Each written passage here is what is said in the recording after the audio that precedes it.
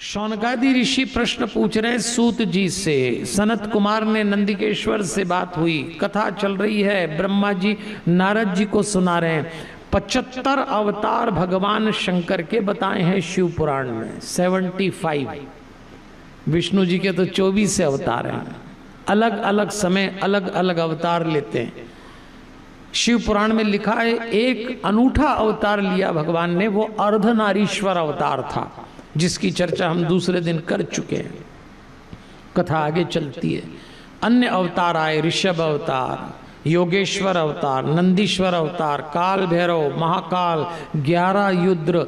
विष्णु जी ने जब दत्तात्रेय रूप लिया, ब्रह्मा जी ने चंद्रमा, तब रुद्र ने दुर्वासा रूप लिया, दुर्वासा अवतार आते हैं। ऐसे अवतार करते करते अब शिव पुराण में ब्रह्मा जी कहते हैं नारद अब एक ऐसे अवतार की चर्चा करेंगे जिसको संसार हनुमत अवतार के नाम से जानता है। अब भगवान शंकर हनुमान जी बन के आ रहे हैं।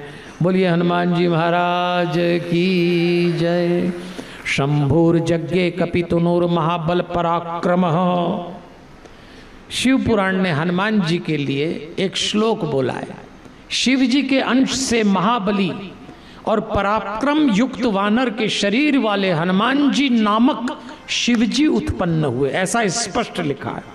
हनुमान जी नामक शिव उत्पन्न हुए। हनुमान जी महाराज की लीला आप सब जानते हैं, यहां कोई तुलना नहीं हनुमान जी और शंकर जी की, लेकिन दोनों एक हैं। आपने देखा होगा जब आप हनुमान जी को जानने के लिए या तो हनुमान चालीसा पढ़ते हैं, या हनुमान जी को जानने के लिए, हनुमान जी से जुड़ने के लिए सबसे ज्यादा क्या पढ़ा जाता है? सुंदरकांड। सुंदरकांड आप लोगों ने भी पढ़ा होगा, उसका नाम ही सुंदर है। तो कई बार लोग पूछते हैं तुलसीदास जी ने सुंदरकांड का नाम सुंदर क्यों रखा? भाई लंका कांड का नाम लंका रखा तो समझ में आता है, अयोध्या कांड का नाम, बाल कांड का नाम, अरण्य का, किष्किंधा का, अचानक सुंदर क्यों रखा? तो एक तो तुलसीदास जी कहते हैं हनुमान जी बहुत सुंदर हैं। आप हनुमान जी को केवल पत्थर पे सिंदूर लपेटी हुई मूर्ति मानने की भूल मत करना। हाँ, और हनुमान जी ब्रह्मचारी बहुत सुंदर हैं। हनुमान चालीसा में तो 2 चौपाई तुलसीदास जी ने हनुमान जी के सौंदर्य को ही अर्पित कर दिए। कंचन बरण विराज सुवेशा, सोने जैसी सुगंधित देह है, कानन कुंडल कुंचित केशा, कानों में कुंडल पहने हुए, घुंघराले बाल हैं, गले में मालाएं वैजंती की, हाथ में ध्वजा वज्र है। ये हमारे हनुमान जी का श्रृंगार है। हमारे हनुमान जी के श्रृंगार और सौंदर्य के लिए एक शायर ने बहुत ही प्यारा शेर लिखा है, मुझे तो बहुत पसंद है, आपको भी अच्छा लगेगा। एक बंदर बहुत सुंदर, जिसके अंदर रामचंद्र। ऐसे सुंदर है हमारे हनुमान जी महाराज। हमारे हनुमान जी पराक्रम के लिए तो जाने गए, पर शिव जी का ये जो अंशा अवतार है अपनी सेवा के लिए भी जाना गया। आप सब भी हनुमान चालीसा पढ़ते हैं, सुंदरकांड पढ़ते हैं, इस अवतार को याद करते हैं। तो मेरा निवेदन है कि सेवा का जो स्वरूप नारायण सेवा संस्थान का, वही तो हनुमान जी का उद्देश्य है।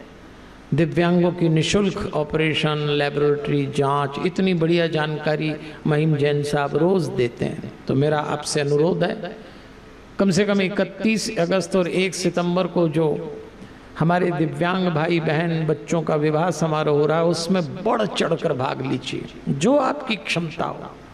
लेकिन ये सचमुच ईश सेवा होगी, ये मनुष्य सेवा नहीं होगी। तो मेरा अनुरोध रहता है, मेरा काम है, मेरा दायित्व मैं आपको याद दिलाऊं। धीरे धीरे कथा आगे चलती है। अब पिपलाद अवतार की कथा आती है। देवियों और सज्जनों, पिपलाद अवतार की कथा से आगे अन्य अवतारों की कथा आती है। और अब एक किरात अवतार की कथा आती है कि पांडवों को जब वनवास जाना पड़ा तो भगवान कृष्ण पांडवों के पास पहुंचे, उनको परेशान देखा। तभी की बात है जब उस बटलोई में एक साग का टुकड़ा खा के भगवान ने 10,000 ऋषि मुनियों को तृप्त किया, वो तभी की बात है। तो भगवान ने अर्जुन से कहा, अर्जुन तुम तपस्या करो, शिव जी को प्रसन्न करो, उनसे वरदान प्राप्त करो, तभी तुम कौरवों से लड़ पाओगे। अर्जुन ने तपस्या की, और जब अर्जुन तपस्या करता है इंद्रकील पर्वत पर जाकर, तो शिव जी ने परीक्षा ली। मूक नामक एक दैत्य शूकर बन के आया, शिव जी किरात बनकर आए। किरात मतलब शिकारी। इधर शिव जी ने भी तीर चलाया, इधर अर्जुन ने भी तीर चलाया। उस शूकर को तीर लगा, वो गिरा, तो शिकारी ने कहा मेरा है, अर्जुन ने कहा मेरा है, दोनों भिड़ गए। लेकिन वो शिव थे, उन्होंने अर्जुन की परीक्षा ली और उन्होंने अर्जुन को पाशुपत शस्त्र दिया। आज हम भी ये समझ लें कि वनवास का मतलब तपस्वी जीवन। आज हम लोगों के जीवन में सारे सुख हैं, लेकिन जरा सा कोई सुख इधर उधर हो जाए आदमी बावला हो जाता है। सबके घर में पंखे एसी लगे, लाइट गई और अगर एसी पंखा गया ऐसे हो जाते हैं जैसे प्राण निकल रहे हैं। अभी 13वां हो रहा है, ऐसा कुछ तो ऐसे हो जाए, कुछ करो कुछ करो कुछ करो। इतना सा सुख अनुपस्थित हो जाए सब बेचैन हो जाते हैं। सब सुख के साथ तप भी होना चाहिए। हर मनुष्य के जीवन में थोड़ी देर के लिए वनवास होना ही चाहिए। वनवास का मतलब एक तपस्वी जीवन, एक विपरीत जीवन, एक संकट का जीवन, एक कठिन जीवन जिसमें थोड़ा संघर्ष हो। हम लोग बहुत कंफर्टेबल हो गए हैं आजकल, सब अपने कंफर्ट जोन में, कोई दिक्कत तो उठाना ही नहीं चाहता। बिल्कुल सब सुविधा मिले। और ये जो बच्चे आज पाले जा रहे हैं इनको तो माँ बाप इतना सुख देते हैं आजकल। आय हाय क्या हथेली पे पल रहे हैं बच्चे। हा। ये तो बच्चे जब आंख खोलते हैं आजकल, तो आंख खोलते ही देखते हैं सबके अपने अपने कमरे हैं, हर कमरे में पंखा लगा है, एसी लगा है, हर घर में 2-4 गाड़ियां खड़ी हैं। ये तो ऐसा समझते हैं ये सब भगवान स्कीम में ही देता। इनको तो मालूम नहीं इनके बाप दादा ने कितनी मेहनत करके अर्जित किया है। इतना सुख दे रहे हैं, संस्कार भी दीजिए।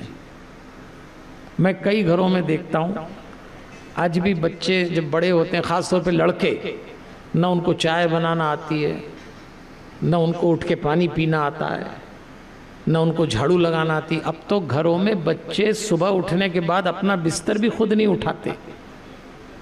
ये क्या कर रहे हैं आप? विचार करना, ये मामला आगे जाके गंभीर हो जाएगा। इसलिए मेरा आपसे निवेदन है, कुछ संस्कार सिखाइए, कुछ संघर्ष करना सिखाइए।